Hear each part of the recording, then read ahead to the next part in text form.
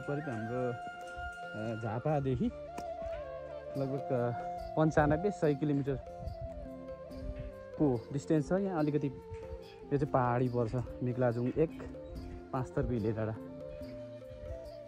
Weather यहाँ मिनेटै पछि change भइरहेको हुन्छ। मैले तपाईँहरूलाई देखाइरहेको छु, हिजो पनि देखाइरहेको थिएँ। त्यो पारीको पहाड, यो डाँडा चेन्ज भइरहेको छ। ल त्यो हेर्नु त, यस्तो राम्रो वेदर छ। यस्तो राम्रो छ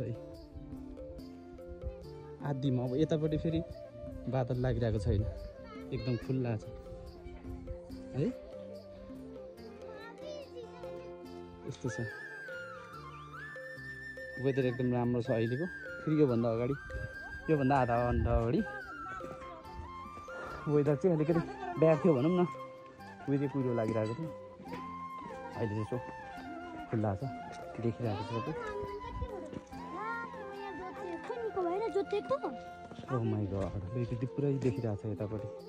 यता भुसे लागिरहेछ कुहिरो, यता पुरै खुल्ला देखिरहेछ है। यतापट्टि फेरि हुसे कुहिरो लागिरहेको छ।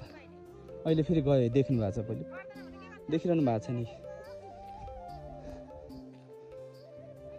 ल सो भरे बाँकी भ्लगहरू तपाईँहरूले देखाउला।